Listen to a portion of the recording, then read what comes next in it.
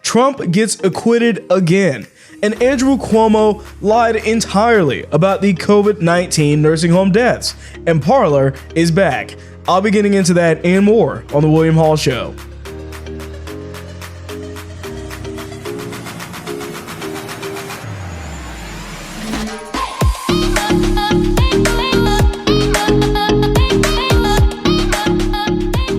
All right, welcome back to the show. Start of a brand new week, and Trump has been acquitted again.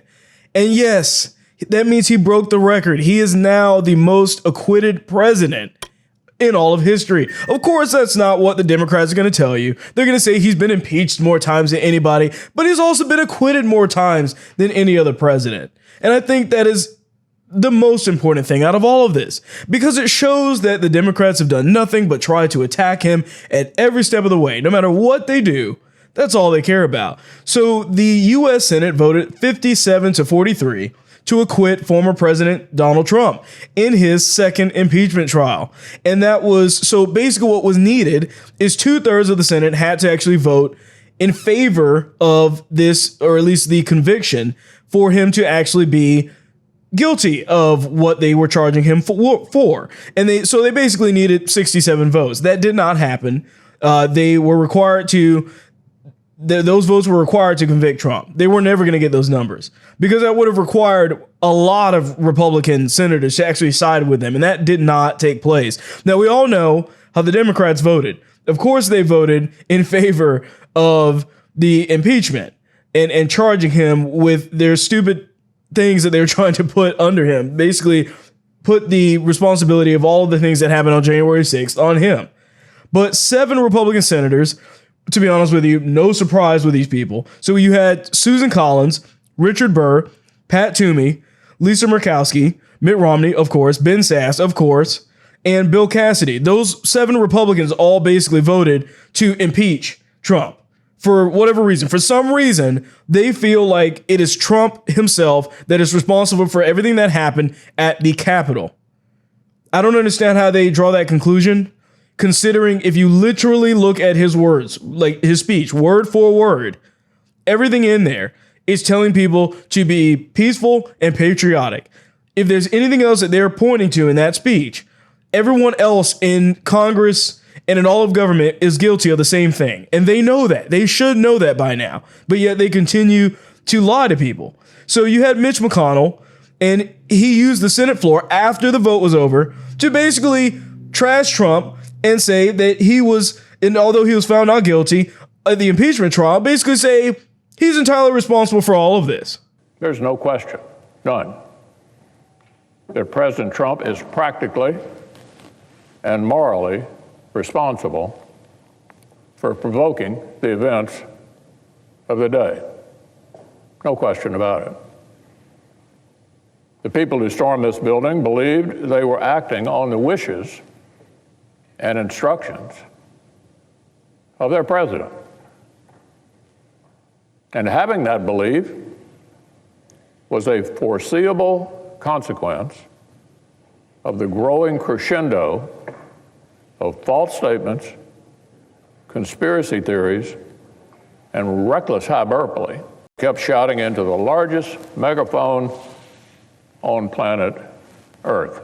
So, of course, that's just a piece of what he was saying, but he went on to basically say there's no question, none, that President Trump is practically and morally responsible for provoking the events of that day. How? How? Just because he was president? I mean, give us a reason here, man. Like, what is the exact reason as to why you think that he's responsible for that? So he also goes on to say that this was an intensifying crescendo of conspiracy theories by a president who seemed determined to overturn the will of the voters or torch the institutions on the way out. Listen, at no point was Trump trying to torch the institutions. This sounds like a Democrat talking right now. You would have no idea that this was the minority leader. Used to be majority leader. You would have no idea about that, because everything that he's saying is kind of your run-of-the-mill Democrat talking point. That he was trying to overturn the election. What we were trying to do is get the truth, because the problem is that now, report after report, slowly but surely, we're getting more and more information showing that votes were not correct. And yet that's exactly what they're going to do with this. Now, he did say that he did vote not guilty in this whole thing, which is kind of weird. I don't know if why he did that, if he was going to slam him and say that Trump's responsible for all of this. But either way, he did that. And of course, you had Representative Swalwell, of course, that had to chime in on it, even though he lost this entire ordeal anyways. The choice was, well, do we chase those people, not knowing what they're going to say, to the courts for years, or do we go forward with a powerful, thundering case that we have, and also knowing that Mitch McConnell was already telling us that he believed the challenge was a jurisdictional one. So we could have called God herself, and the Republicans weren't going to be willing to convict. So we're proud of the case we put forward. Were there witnesses that would have testified? All right. So a woman to that, right? Is that the new thing? I don't know. I don't know if he did that on purpose or on accident, to be honest with you, but that was a bit of a weird clip there. So after all this settled, effectively Trump came out and he did say, and he made this statement saying, we have so much work ahead of us, and soon we will emerge with a vision for a bright, radiant, and limitless American future. So clearly Trump has a plan here. We're going to probably see a lot more of him now that this whole ordeal is over. And we're looking forward to that. I want to see what the plans are. We want to see exactly, are people going to rally for Trump, or are they going to rally with the establishment GOP? And I honestly think they're going to rally with Trump. Because the GOP, when you have people like Mitch McConnell, something just feels weird when you have this old guy kind of standing up there telling you all of these things about what Trump did wrong. And of course, he's not even being direct with it. He's not even really telling the truth at all. He's just there mumbling along like Mitch McConnell always does, just being the establishment kind of person, has always been in government for many, many years that he is. And I think people are looking for a new path, and that has left Mitch McConnell and the others, these other 70 people that say voted for impeachment, behind. It's left them behind entirely, and they ought to be scared about that, or at least realize that at least what Trump has started will be the future of the Republican Party, not what they're doing. What they're doing is old hat, it doesn't work, and it's gone, based at this point. Everybody's looking to move on to something else. So, in another bit of a story here, so New York businesses are now fleeing to Florida. Now, this is of no surprise to anybody that's been paying attention for the last year about what's been happening in different cities in New York and California that have either cost a bunch of jobs because of lockdowns or just a lot of restrictions and people just don't want to be there, right? So new report saying dozens of New York City restaurants have suddenly opened in Palm Beach outposts. They are escaping the icy weather for one and severe COVID-19 restrictions following the New York City residents who left the city in droves during the height of the pandemic and the ensuing economic downturn. Now listen, I'm fine with all of these people coming from New York, coming down to Florida. That's fine. I have no problem with that. You want the better weather, you want an open state, an open city. Hey, I am all for that. But remember why you left. Don't bring those politics that are what got Andrew Cuomo and others elected into these Democrat-run states and bring those into Florida. Because the problem is that you want to enjoy it when things get tough, but when it's easy, you start voting for Democrats, and then we start wondering what's happening here. That's the big difference here. Don't bring your politics with you if you're coming from New York to Florida, because all you're doing is turning Florida into that same problem. You'll turn Florida into another New York. And we'll be getting into a little bit more about the issues with New York in a second. But this is a major issue for the city of New York, a big issue. And the reason why is because this is posted the biggest population decline of any state in the U.S., putting it on track for the first population fall of any decade since the 1970s. So in 50 years, we haven't seen a decline like this. So that tells you that this is serious. A lot of people are really feeling the hurt in New York, and they want to get out of there, no matter what. But like I said, remember why you left. Remember why you left. Put the blame on those that are to blame for causing New York to be what it is. Figure out who it is to blame. Don't just move down here because you see it's nicer. Why is it nicer? Ask yourself that question. Come down here and learn from your mistake. That's the best way that we can move forward in all of this. That's the best way that we can do anything. Now, moving on about New York a little bit. Andrew Cuomo. We've talked for a while, pretty much over the past 6 months, about the nursing home deaths. These were the deaths that occurred because Andrew Cuomo was sending patients that were COVID positive back into nursing homes As a result, a bunch of older people, which are the highest risk for COVID-19 deaths, just because of age mainly, those people died. A lot of people died in nursing homes because of his stupid policy that he put in on purpose, by the way. This wasn't some accident. He didn't just let it happen. He literally put in a policy that was supposed to that was directing them to do that. So basically, his top aide came out and had to apologize to Democrat lawmakers for withholding the state's nursing home death toll from COVID-19. Now, full stop right there. Why is she apologizing to the Democrat lawmakers and not the people that were involved or that have family members that died in these nursing homes? That tells you right there, they're more concerned about not making their constituents upset than they are about, of course, the people that had family members' lives that were lost. Says a lot about them, doesn't it? So then it goes on and she says, she told him that we froze. Why? It was out of fear that the true numbers would be used against us. Well, of course they would have been.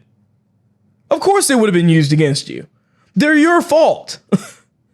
I mean, that should be no surprise to you. It was the fault of Andrew Cuomo and his administration that allowed for all of these deaths to take place. Really, the reason why you didn't want to say anything is because, I mean, you froze, that's correct, but you froze because you didn't want to give Trump any more ammo. That's what it was. Trump was already bringing this up. Everyone was talking about this on the conservative side, but you had, or Andrew Cuomo and the people that worked for him, they had the mainstream media and news that were going to cover all of that up for them. So they didn't have to worry about any of that. They could just sit back and enjoy as the media gave him awards and said that he had a great response to COVID-19. Meanwhile, they were more focused on attacking Ron DeSantis, where now the very New Yorkers are leaving from New York and coming to Florida. They were trying to attack Ron DeSantis for his policies of opening up, but it looks like your citizens realize the difference. That's why they're leaving New York. That's why they're leaving New York. They need to realize that. People need to realize that.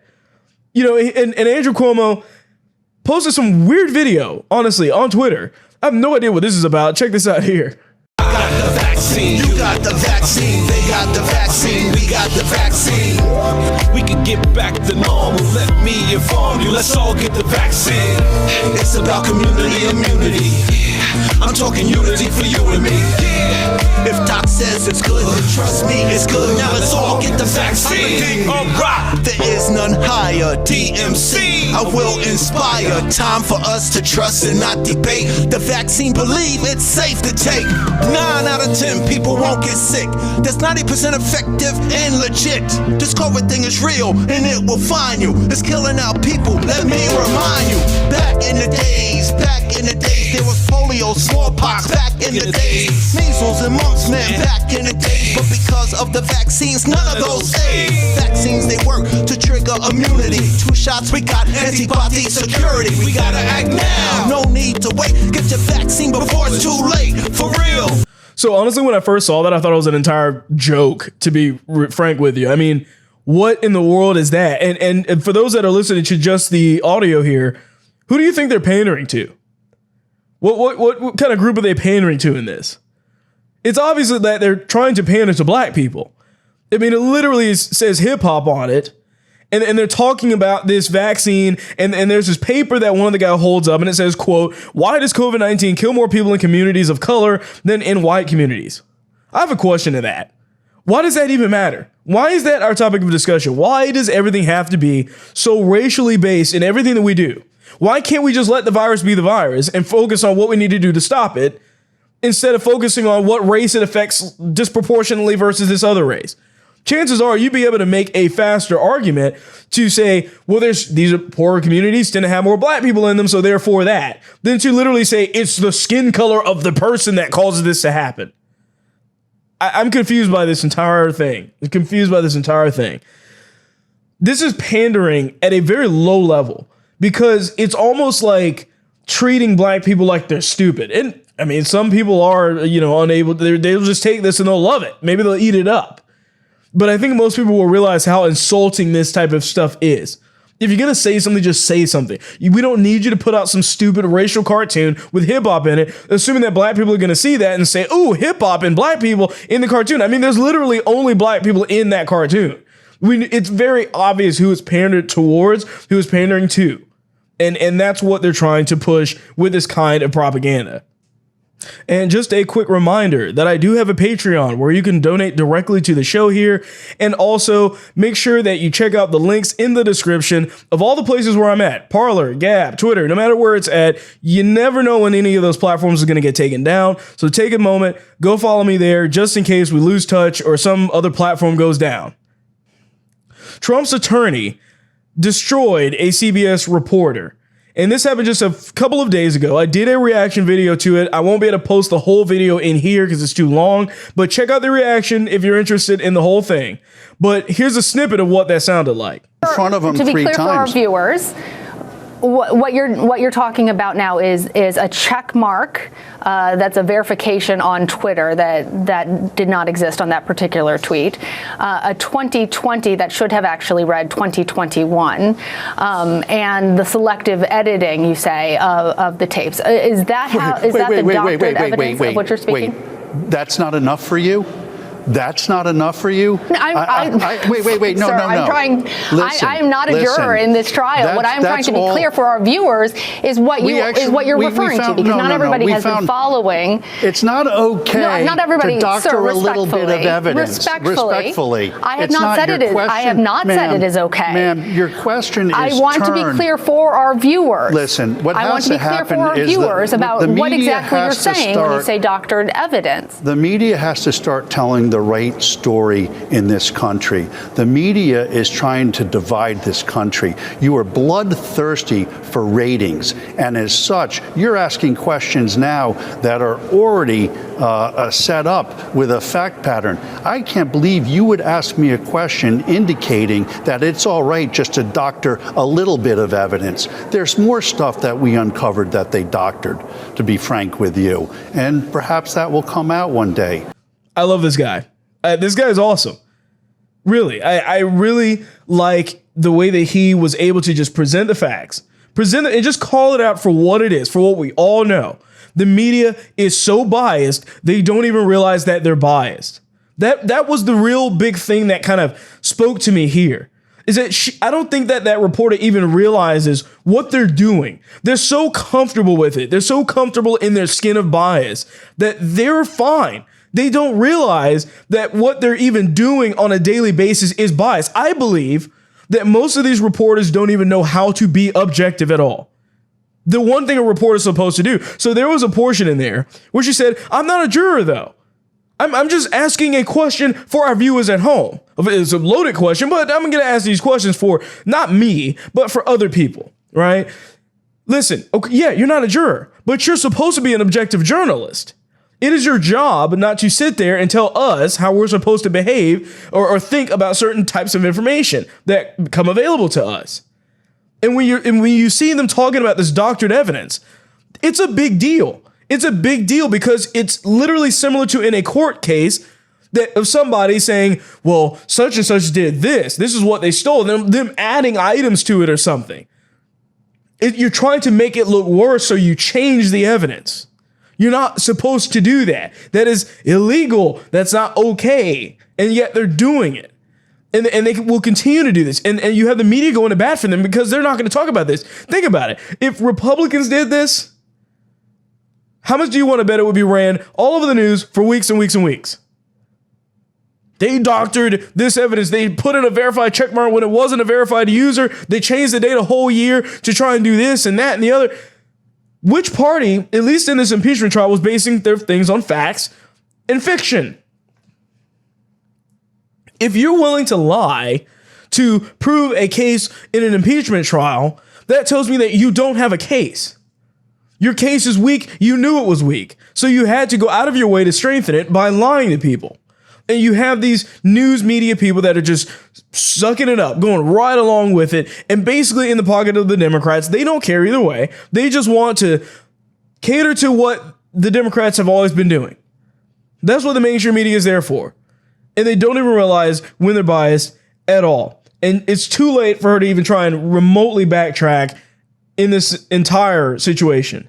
So Parler is back, sort of. And that's kind of a big sort of. So Parler is slowly coming back up online. If you are on Android, you have the ability to use the application there. Now, I left the app on my phone. I have not deleted it. And I've been able to get onto Parler as well. If you don't have the app, or if you deleted the app, then you should be able to search Parler APK online. And that will allow you to click directly on it and install it directly to your phone as well. So that is the best way to do it if you're on Android. If you're on iOS, there's no way for you to download a new application if you don't already have the old one. I still have the old one on my iPad, so it's not a big deal. And on web, the web version should be operating as well. Now, you're going to have some spotty coverage right now. Some of it's going to be in, some of it's going to be out because of the fact that they're bringing servers online still. There's a lot of traffic that's coming onto the site all of a sudden right now. So we're going to have a little bit of a growth period here. They said in about 3 days, everything should be fairly smoothed out, but we're going to have to give it time for that to take place. So while that's going on, I basically have been keeping track of the CEO of Gab, and Gab is a direct competitor to Parler as well. And their CEO is a self-avowed Christian, is what he calls himself, but he's been extremely annoying about a lot of the things that he's been saying online, and I'm kind of sick and tired of it. Now, look, I'm going to continue to use Gab. I'm going to continue to use Parler. I'm trying to run a business here. I'm going to do everything that I can to be everywhere that I can be, of course, but I'm kind of tired of this CEO of Gab basically coming out and trying to attack another free speech platform, mind you. Okay. So first of all, one of the actual posts that he put up direct from him is, quote, "Good to hear that Parler will be back online today after an entire month of being down. Now the Mercers and their $1 billion combined with the entire establishment right grift machine can compete against grassroots Gab and the people on an even tech playing field." Now, the reason why he's posting this is because he's upset. The CEO of Gab is upset because of the fact that Parler got more popular than his site ever did, or at least at the time that it did. Now, the best thing that could have happened for Gab is for Parler to go down, and that's what happened. And instead of welcoming in Parler users, he decided to attack Parler. Now, keep in mind, Gab's no saint in this arena either. Gab fell for the same tricks, by the way, that Parler did. Gab hosted on Amazon. Gab pulled from Amazon. Domain gone. All of that. The same thing happened to Gab. And then they get upset. And now he's wanting to basically take cheap shots at Parler because they did the same thing. Now, granted, if he knew anything about the actual reports that were going on, Bongino himself said that we were telling them, you need to have an alternative to Amazon. It was John Matz that kept Parler on Amazon. John Matz isn't even working for Parler anymore, yet the CEO of Gab is going to continue to attack Parler for this. And then, of course, one of the craziest things this guy's been doing is posting left-wing hit pieces of Parler to his Gab profile. Okay, so he keeps posting this article. Every deleted post, many with users' location data, has been archived. Those are the posts that he's putting up right now on his Gab page. He's putting it up on as well on his Twitter Gab profile also. And he's just posting these out. These are not conservative sites, folks. These are sites that have gone out of their way to attack Parler and run its name through the dirt. These are the same sites, by the way, that, given the different circumstance, would be saying that Gab is a white supremacist site. They actually are the ones that did it, by the way. Gizmodo, that's a far left site that pretends to care about tech. They don't care about free speech. All of these sites that he's posting these things from are sites that have put out hit pieces on Gab too. I don't understand what the problem is with this guy. So it's okay for a left-wing outlet, as long as it's attacking your competitor, for you to post their stuff out and give them more ad revenue? Not to mention the posts are a lie. Unless he also thinks that maybe I'll just go on to Parler and start posting all of these old posts about how Gab is a white supremacist site. Of course, that doesn't make any sense, because it's a left-wing hit piece site. They're not on our side. So why would you use them as a means to attack another free speech platform? Look, we want the same thing. We all want the same thing. We want a free speech platform, or several free speech platforms. It's not his place to go out and try and post these left-wing site hit pieces onto another site.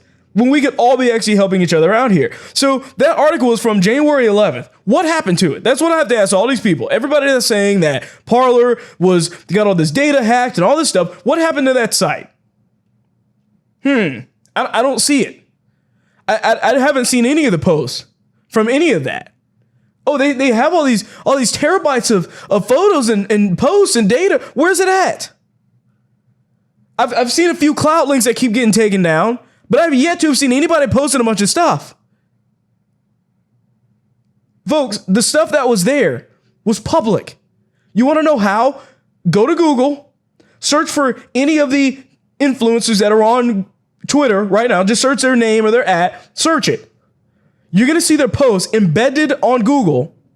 You're going to see the pictures embedded on Google. Their whole Twitter feed is going to be on Google. And guess what? You don't even have to go to Twitter to do it. That's how Parler was set up, folks. That stuff was public. If you had your profile set to private, they don't have it. How is it that all of a sudden they want to pretend as if they have all this data? Oh, the data leaked, the data leaked. The data never leaked. It's because you don't understand how sites work. You don't understand how a public site like Twitter or Parler functions. Don't blame this stuff on Parler because you don't know how internets and apps work. All of these people saying this have no idea what's going on.